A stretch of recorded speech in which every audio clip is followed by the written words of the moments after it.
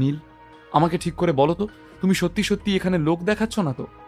যদি আমি মেনেও নিই যে তুমি সত্যি ওষুধ বানাতে পারো, কিন্তু তাও তুমি এইসব ঘাস পাতা দিয়ে কি ওষুধ বানাবে?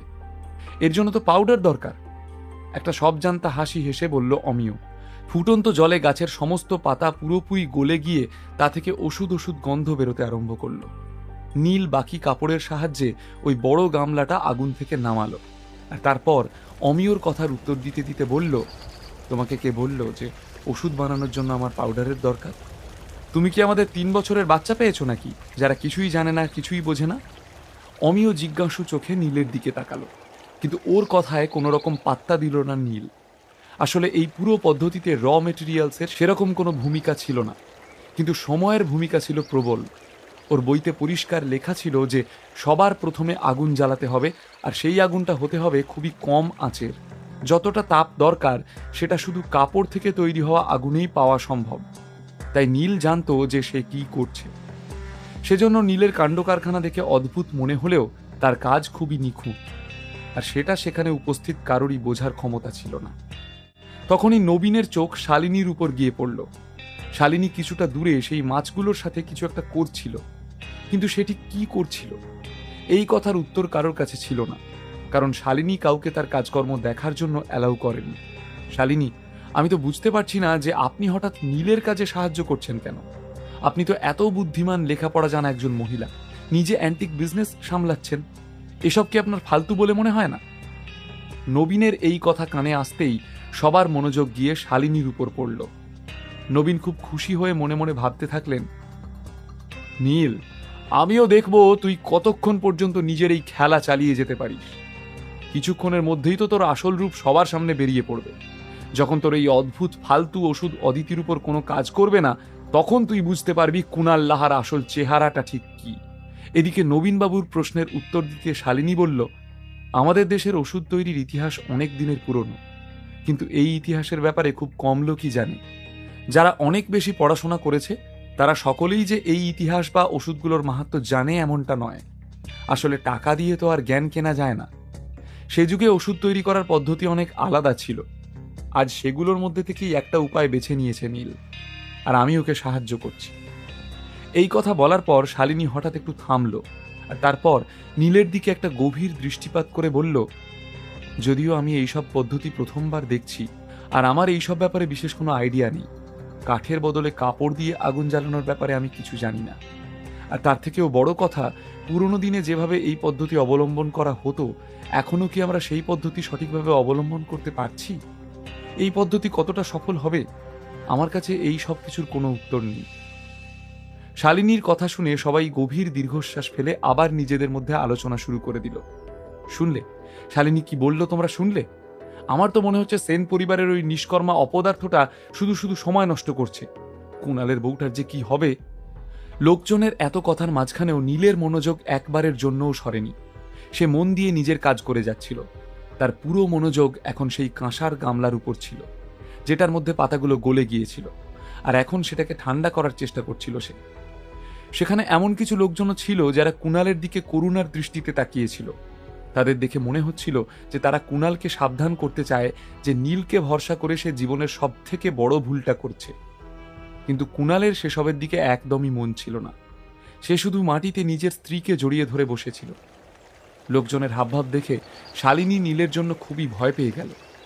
তাড়াতাড়ি নীলকে বাঁচানোর জন্য সে বলল, আমি আপনাদের একটা কথা এখনো বলিনি, ওষুধ বানানোর অনেক রকম পদ্ধতি হয়, আর সব পদ্ধতি যে ইতিহাস বইতে লেখা থাকবে এমনটা নয়। শালিনী আরো কিছু বলতে যাচ্ছিল, কিন্তু তার আগেই বাকিরা তাকে মাঝপথে থামিয়ে দিল। আমরা খুব ভালো করেই জানি আপনি এই অপদার্থটাকে এত সাহায্য করছেন কেন। ও কিছুক্ষণ আগেই আপনার প্রাণ বাঁচিয়েছে বলে, তাই তো শালিনী? নির্বাক হয়ে দাঁড়িয়ে রইল সে। অমিয় আবার নিজের মুখ খুলে ফেলল। শালিনী, আপনি যে কি করে এই অকর্মার কথায় রাজি হয়ে গেলেন আমি তো বুঝতে পারছি না। আর তার উপর এই সমস্ত অদ্ভুত ফালতু পদ্ধতি। বাকি কথাটুকু অমিয় শেষ করার আগেই হঠাৎ নীলের ঠান্ডা গলা শোনা গেল, যদি মাছগুলো নিয়ে যা করতে বলেছিলাম সেই কাজটা হয়ে গিয়ে থাকে, তাহলে গামলাটা আমাকে একটু এগিয়ে দাও শালিনী। নীলের গলায় এমন একটা কিছু ছিল যা শুনে শালিনীর শরীর কেঁপে উঠল। সে তাড়াতাড়ি নীলকে মাছের গামলাটা ধরিয়ে দিল, আর নীল তারপর সেই গামলায় থাকা মাছের সমস্ত নাড়ি ভুড়ি ওই পাতা সেদ্ধ করা জলে ঢেলে দিল। যেই নীল মাছের নাড়ি ভুড়িগুলো কাঁসার গামলাটায় ঢেলে দিল, তখনই ধোঁয়া ধোঁয়া হয়ে গেল চারিদিক। আর সেই সাথে গামলাটাতে বুদবুদ কাটতে লাগলো। মনে হচ্ছিল যেন কেউ একটা গরম অ্যাসিড ঢেলে দিয়েছে। দেখতে দেখতে ওই গামলার জলের উপরে একটা তেলের আস্তরণ দেখা যেতে লাগলো। মাছের তেলের গন্ধ বেরোতে শুরু করে দিল। এই দৃশ্য দেখে সবাই থম মেরে গেল, যেন সবার কোনো গভীর শক লেগেছিল। কেউ নিজের চোখকে বিশ্বাস করে উঠতে পারছিল না।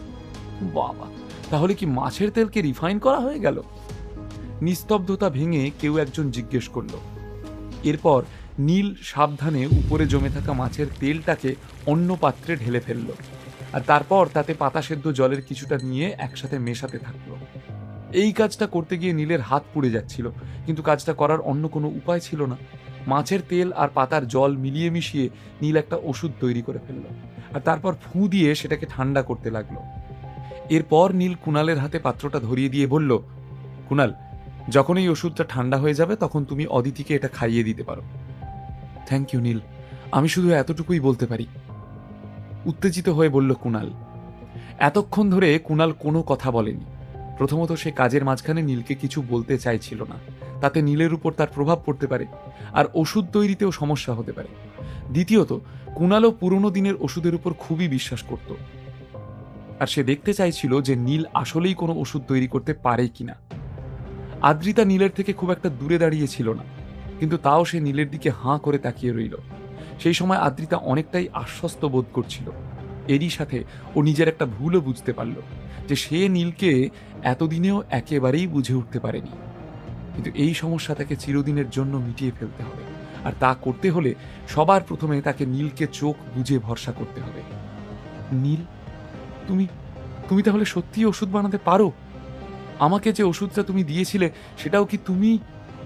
অবন্তিকা ঠিক বিশ্বাস করে উঠতে পারছিল না, কিন্তু নিজের কথা শেষ করার আগেই নীল তাড়াতাড়ি তাকে থামিয়ে দিয়ে বলল, না না, ওই ওষুধটা আমার তৈরি করা নয়। কিন্তু কথাটা বলার পরেই নীল তাকে একটা চোখ মারল, যাতে আরো বেশি করে কনফিউজড হয়ে পড়ল অবন্তিকা। এই সব কথা শুনে আদ্রিতা আর বাকি লোকজন কি আরো বেশি কনফিউজড হয়ে পড়বে?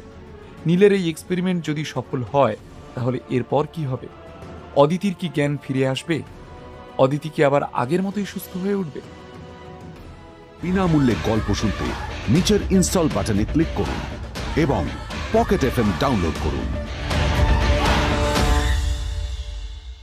লিঙ্কটি রয়েছে ডেসক্রিপশনে।